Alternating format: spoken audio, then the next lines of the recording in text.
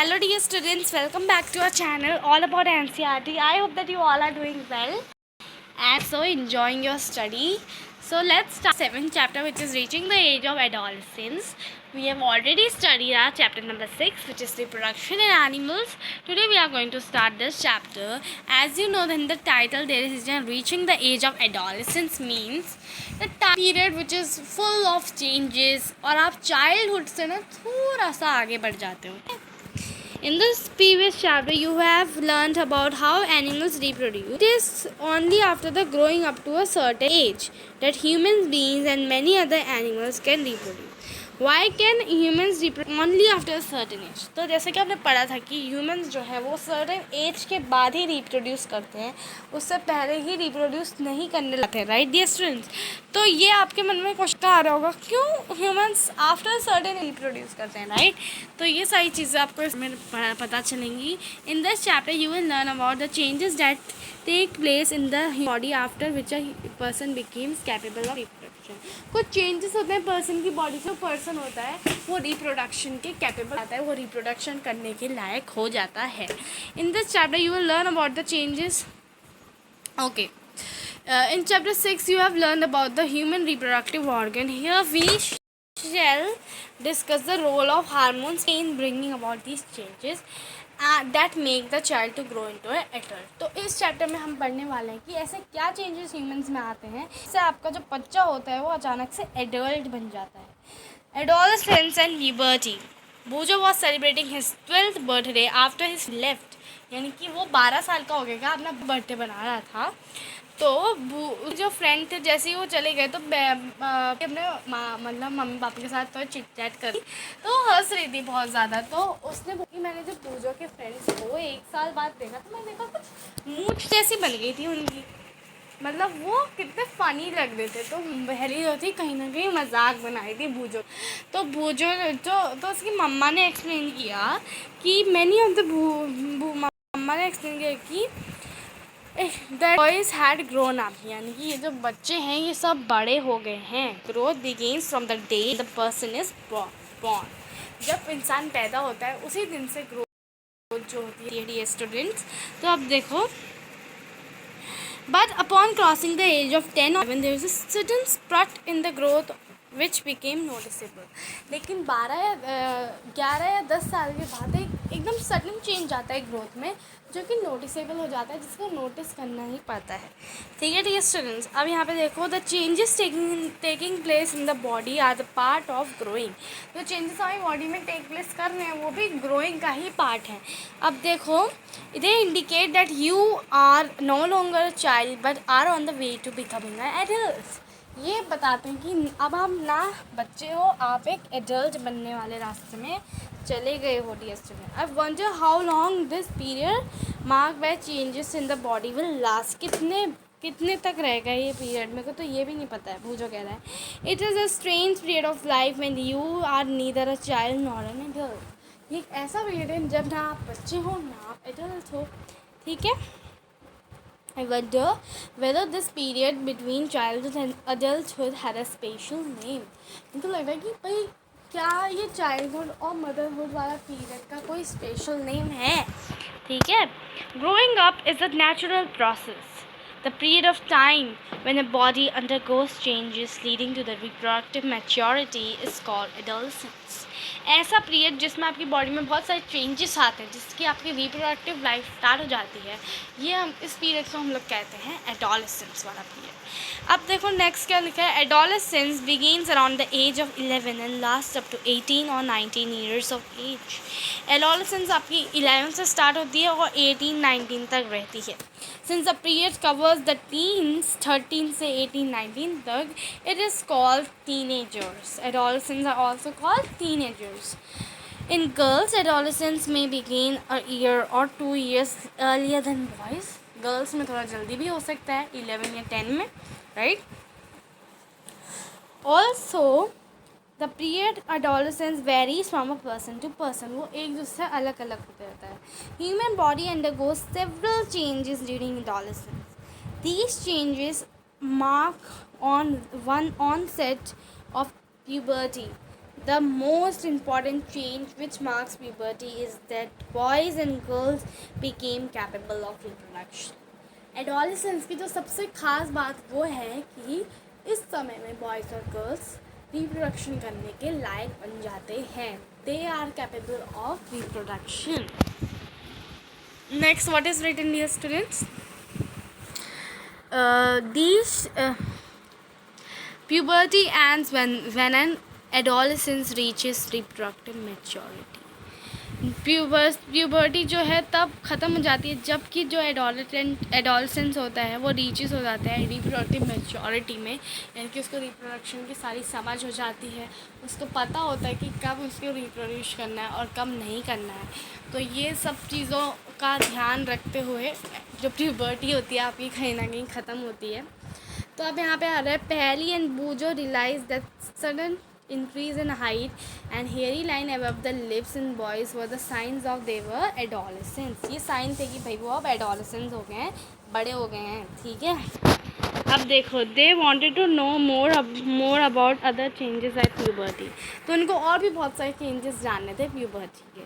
तो changes at puberty, increase in height. तो सबसे पहले तो dear student increase in height, यानी कि आपकी हाइट बहुत ज़्यादा इंक्रीज़ होने लगती है. ठीक है, the most conspicuous change during the puberty is the sudden increase in height. At this time the long bones that is the bones of the arms and legs elongate and make the person tall. इससे जो होता है आपका person वो बड़ा होने लगता है. तो यहाँ पे आपको एक चार्ट दिया है जिसमें हाइट नापी गई है. ठीक है, आपके क्लास के बच्चों की. तो फटाफट पढ़ते हैं. तो 8 ईयर्स में जो बॉयज़ होते हैं वो 72% ग्रोन होते हैं और जो गर्ल्स होती हैं वो 77% ग्रोन होती है. 9 में 75% boys, 81% girls. 10 78% boys, 84% girls. 11 81% boys, 88% girls. Then 12 84% boys, 91% girls. 13 88% boys and 95% girls. And then 14 92% boys, 98% girls. Then 15 95% boys and 99% girls. Then 16 15 95% of boys and 99% of girls. Then 16 98% boys and 99.5% girls. And 17 99% of boys and 100% girls. And 18 90 100% boys and 100% girls. यानी कि कहीं ना कहीं 18 as में पहुंचने तक आप fully grown हो जाते हैं. Calculation for full height centimetre क्या होते हैं? प्रेजेंट एज लेनी है. जैसे एक बच्चा 10 ईयर्स का है, full height of his age आपको उसकी फुल हाइट लिखनी है. ठीक है, फुल हाइट यानी कि आपको उसको 100 से मल्टीप्लाई कर देना है. ठीक है, यानी कि अभी की जितनी उसकी हाइट है उसको आपको ऐसे लिखना है, प्रेजेंट एज 10/4.4 मल्टीप्लाई बाई 100. तो ऐसे करके आप निकाल सकते हैं height. Example, the boy is 9 years old and 120 centimetre toll. at the end of the growth period he is likely to be, आपने सेम कर दिया. ठीक है, प्रेजेंट हाइट लिखी उसकी 120. उसके बाद full height of its age, उसकी हाइट की उसकी एज में बच्चे कितना ग्रोन हो जाते हैं ये लिखना है और फिर उसे मल्टीप्लाई कर देना है 100 से. ठीक है डियर स्टूडेंट्स, मैंने ऊपर जो पहले आपको बताया था वो थोड़ा रॉन्ग था, मैं समझ नहीं पाई थी वो स्टेटमेंट को. तो यहाँ पे देखो, यहाँ पे मैं आपको बता रही हूँ सही चीज़ जो कि है. पहले 120 में लिखोगे यानी कि कितनी हाइट है उस पर्टिकुलर बच्चे की, और उसके बाद फिर उसकी एज के बच्चे कितने तक ग्रोन हो जाते हैं वो लिखना है. उसके बाद उसको 100 से मल्टीप्लाई कर देना है. डियर स्टूडेंट्स, आपको पता चल जाएगा कि वो कितना ग्रो होगा. बाद में आपको पता चल जाएगा कि उसका कितना टॉल है, मतलब कहीं ना कहीं. तो अब एक्टिविटी 2 भी आपको यहाँ पे दी है जिसमें आपको एक ग्राफ दिया है. ठीक है, the X axis purpose in the height on Y axis highlighted the point representing of your age on the graph. Percentage of height you have already reach, calculate the height you might eventually reach. तो यहाँ पे देखो ये ऐसे जा रहा है graph. ठीक है, बॉयज़ गर्ल्स दोनों का यहाँ पे दे रखा है. ठीक है डियर स्टूडेंट्स, ये रुको, हाँ कुछ गड़बड़ हो गया मामला. हाँ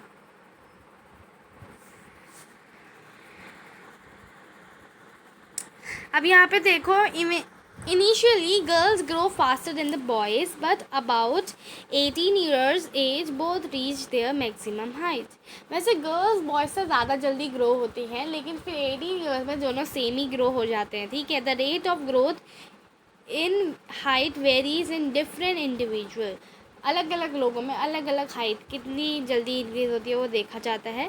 सम में ग्रो सडनली एट प्यूबर्टी, कोई कोई बहुत धीरे धीरे भी ग्रो होते हैं, तो इसमें आपको परेशान होने की बात नहीं है, ठीक है डियर स्टूडेंट्स। अब यहाँ पे देखो, वाइल अदर्स में ग्रो ग्रेजुअली, ठीक है। I am worried through I have become taller, my face look much smaller compare to my body. पहले कह रही है भाई मैं तो लंबी तो हो गई हूँ, लेकिन मेरा मुंह ना छोटा ही दिखता है, तो कोई बात नहीं, ठीक है। तो अब देखो, there is no need for पहली to worry, all parts of the body do not grow at the same rate. वो एक ही साथ ग्रो नहीं होते हैं।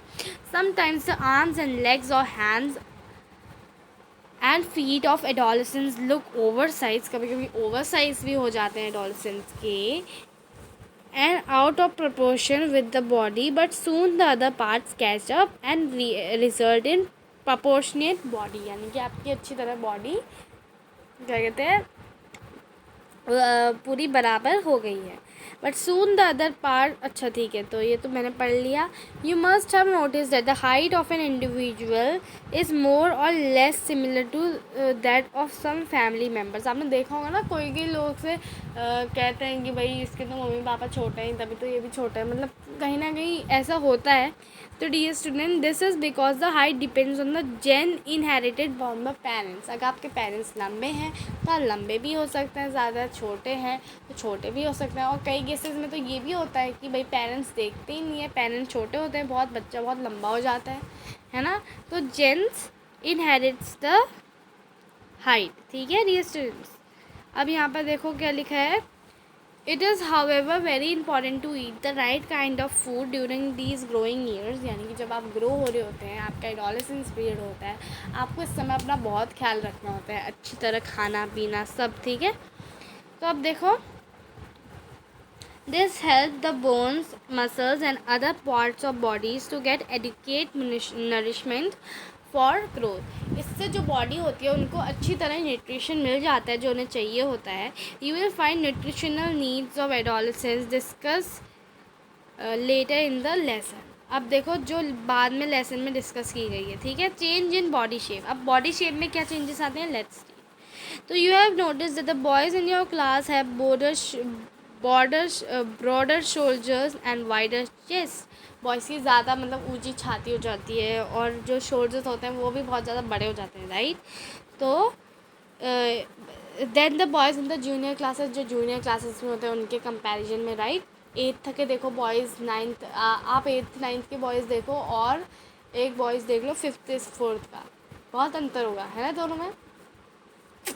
अब यहाँ पे देखो क्या लिखा है, इन गर्ल्स, रुको, this is because they have entered the age of puberty when shoulders generally broaden as the result of growth. इससे पता चलता है कि वो ग्रो हो रहे हैं। Next is in the girls the region below the waist become wider. जो गर्ल्स होती हैं उनका पेल्विक रीजन जो होता है वो थोड़ा वाइडर हो जाता है एज अ ग्रोथ साइन, ठीक है। In boys, the muscles of the body grow more prominently than in the girls. Muscles उनकी ज़्यादा अच्छी तरह ग्रो होती है गर्ल्स से कंपेयर करें तो।